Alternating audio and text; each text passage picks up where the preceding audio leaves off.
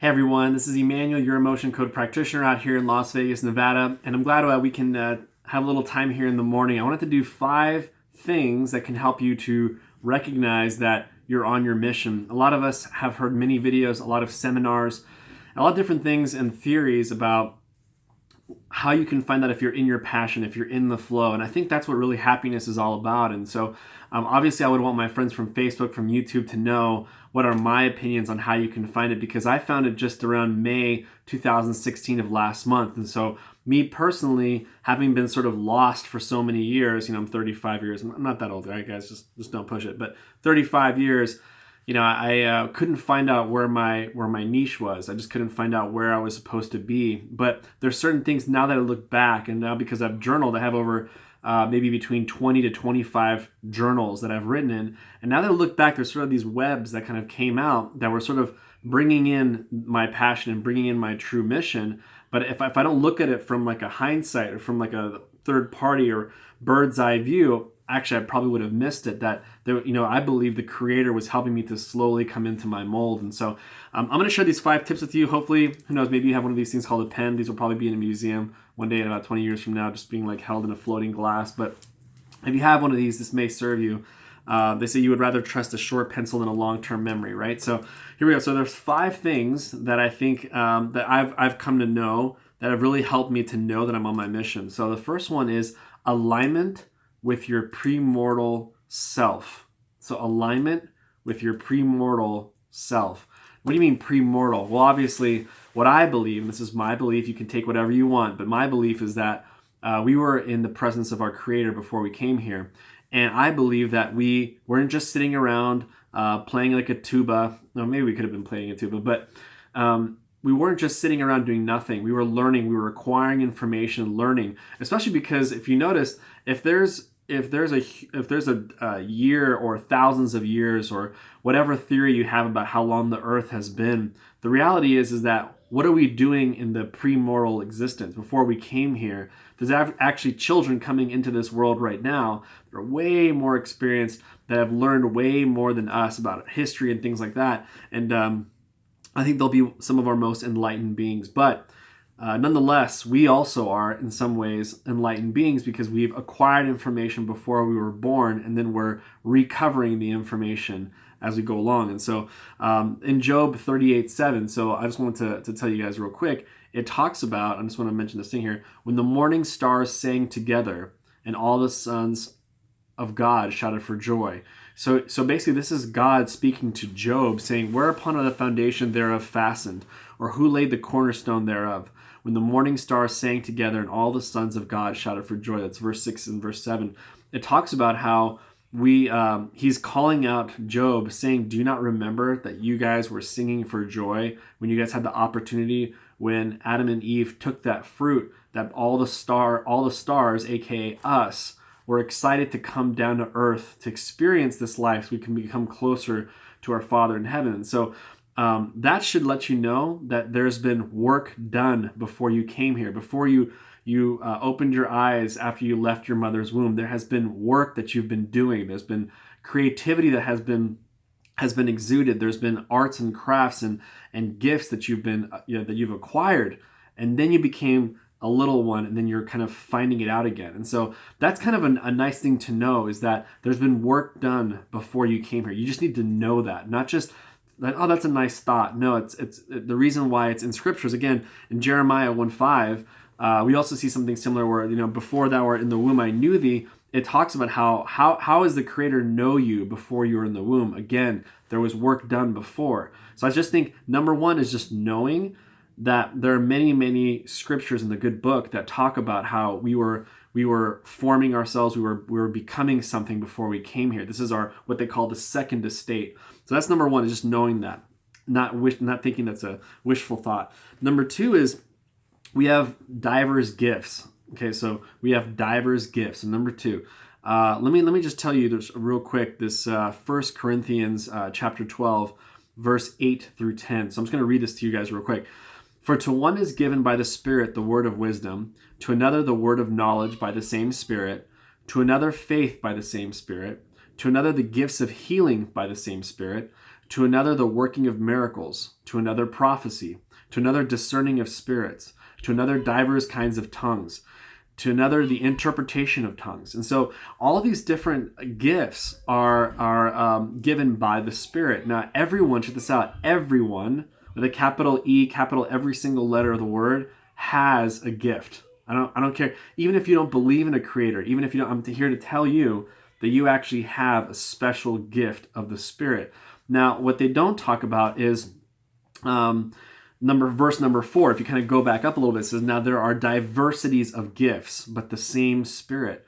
So it seems like only some gifts were actually shared there, but there's diverse gifts. Let me tell you kind of an example what happened to me. I actually had a church leader tell me when we were sitting down, we were talking, he interrupted me when we were talking and he said, I think I figured out your gift. Not that I was looking for my gift and not the fact that I was like, hey, I was wondering what my gift was. He just said, I think I know what your gift is. And I'm like, okay. And I just, sat there and he said, I think your gift is that for some reason I feel very, very comfortable with you.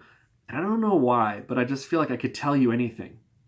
And I remember sitting there and he probably didn't, he obviously probably couldn't read my mind, but in my mind was like, how is that going to benefit me working as a Verizon wireless greeter? See, so in my mind, I was already kind of filtering his message saying that has no application to me in my life. But I want you guys to see that there's a nice ending to this story.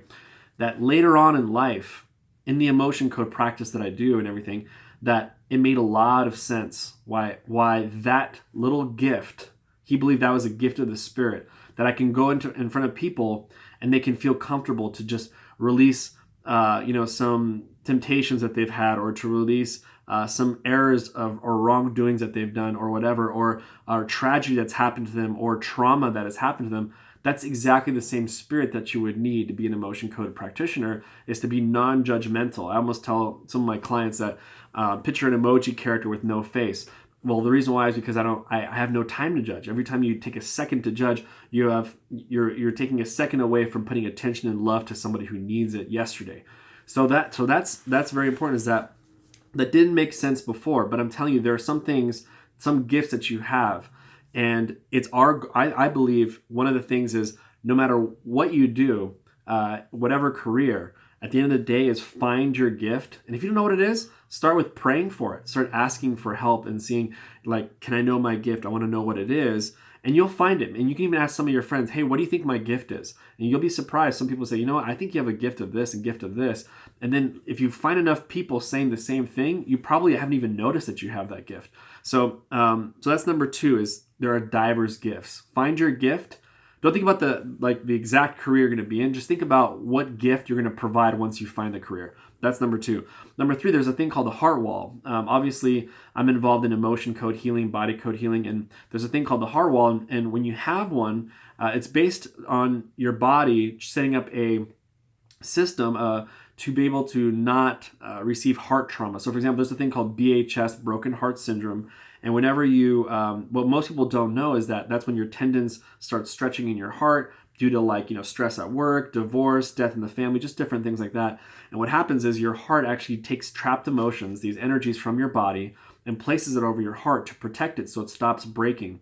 And now what I didn't know 2 years ago is that 93% of people have a heart wall. And they cause a lot of problems. Low immune system, low energy, lack of clarity with your mission. Okay, that's number 2. Number 3 is you don't feel as much love. You tend to see it more than feel it. Your love language doesn't really penetrate. And the number 5 is wealth accumulation can be tough. 93% of people have this. I mean, it's kind of funny. 95% of people at the age of 65 will either be depending on their parents or they'll be passed away. So it shows, it's a very close ratio there, that we're suffering from people not finding their missions. We're suffering from people not getting over their financial burdens. But the reality is number 2 is a big one, because at the end of the day, your creator is not going to care how much money you made. Your creator is going to be caring about how much value you provided with the gift you had and with the mission that was brought up to you before you came here. That's what he's going to care about.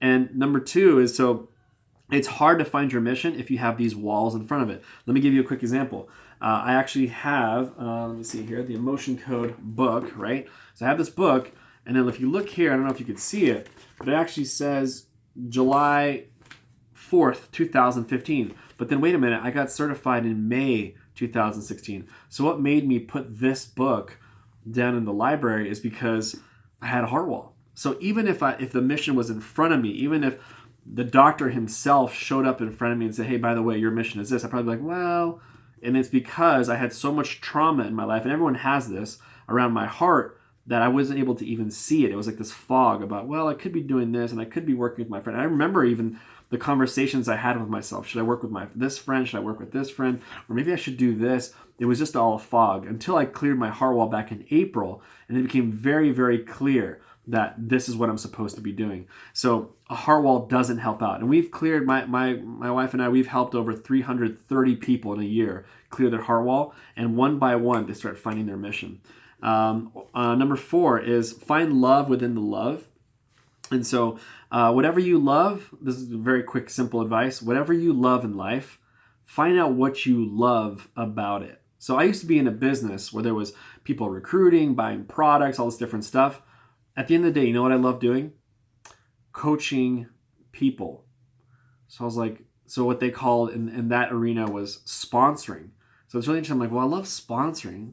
That's like my favorite part is mentoring people, like getting them to be more than they were yesterday, just by a conversation. Well, what does the emotion code do? As a practitioner, that's all I do all day is I leave people better than who they are by energetically removing emotional energetic blocks from them. So it's interesting. So then I was looking at a band and I was like, okay, you know what? I really love this music. And I just felt I would love to hide behind a guitar. Guess what? Because I was shy. You know, it's not on my birth certificate, but hey, give me some room here. I was shy at the time. So I used to hide behind the guitar, but guess what I started doing? I started kind of whispering to someone, hey, maybe you should sing this note, this note, this note, this note. And then the guy basically left, and then I said, you know what, maybe I should try to sing. And I was the worst singer of all time for a whole entire year, even to the point where my band used to stop playing music and be like, you know, man, we're all singing here. I'm not off or tone deaf. He's not off and tone deaf, but someone in this room is off and tone deaf. I mean, that was a pretty harsh statement. But what I did is I started working on my craft 2-3 years later, and I realized that every time I listened to music, guess what I listened to? The vocals. The whole time I thought I was a guitar player, but in actuality, I actually loved hearing the vocals, what the vocals did, added distortion to it, what the lyrics did, how the lyrics sounded in this part. I mean, I was really into it, and I was just lying to myself that I actually just should stand behind a guitar and play. So what does that mean? You have things around you right now that you love doing. Now, you don't love every part of it, but find out specifically what you love within the love. And I'm telling you, that is a clue, that is a tip, that has something to do with your passion. And just take that and just write down. So like, I love this about this sport. Cool, take something of that. Or, you know, I love speaking about this to people, but I specifically like speaking generally about this, not all of this, just this part. So then you kind of start curtailing exactly what you really love. And then the last one is I want to let you guys know, okay, here's the big one. Okay, the big kahuna tip is that you are not, again, and I mentioned this before, you are not discovering your mission or your passion in life. Okay, I'm going to say it again. You are not discovering your mission in life. You are recovering your mission. What I mean by that is that you already have it within you. Your answer is in your heart already. So you have a special gift. Fact, it's done. You already have it. It's sealed to you. You already have your mission inside your heart. And basically what your mission consists of is the gift that you have, the special gift that you have, and then wherever it goes, it's probably where you're supposed to be. That's where it is. But I want to let you know that if you align with your premortal existence self, there is a moment where you feel flow. And I really believe that in this world, we're always about this is how much you should grow. This is how much you should learn. This is how much, like you go to the 4th grade, this is how much you should give in curriculum. This is how much you should receive. Don't do extra credit. It seems like we have a pace in the earth of how much you're supposed to grow. I don't believe that pace was the pace that we had in our premortal existence, which means that I think when you're in the flow of things is because you're kind of aligning with the real self of who you were while you were in the midst of the Creator. Think about that. That you were growing and progressing at more rapid speed, And when you come down here and you're doing what you're supposed to be doing, and you feel this flow, I believe it's like you're almost like in a parallel universe, you're aligning with who you were before, and it's like that's who you really are. And so that's what I wish upon you.